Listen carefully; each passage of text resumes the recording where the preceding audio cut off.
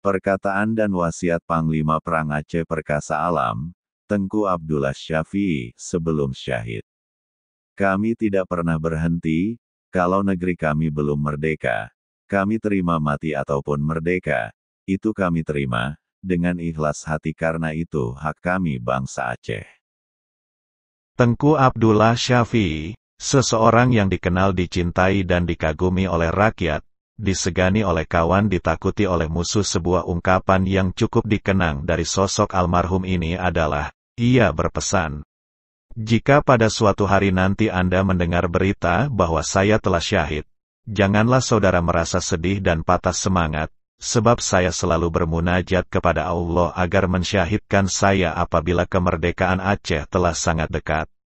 Saya tak ingin memperoleh kedudukan apapun apabila negeri ini merdeka." Al-Fatihah buat beliau, semoga ditempatkan di surga di sisi Allah. Salah satu sosok yang saya kagumi dan melekat dalam sanubari kehidupan, bahwa beliau pernah berjuang dengan penuh keikhlasan untuk negeri endatunya.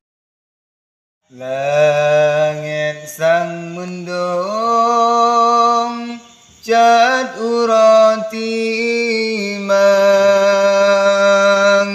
sang relah badan wate terasa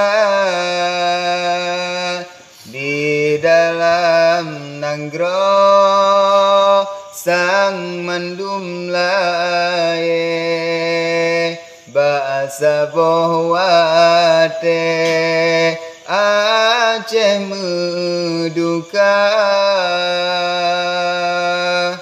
bahasa bohwate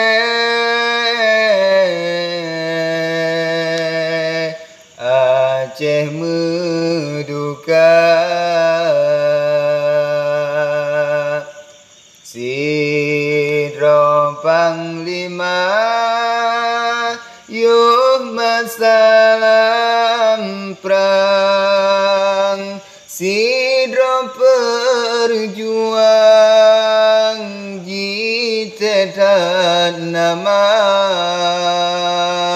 jinuhan ali kanu obat Tuhan tinggai kenangan kadengan jasa tinggai kenangan kadengan jasa.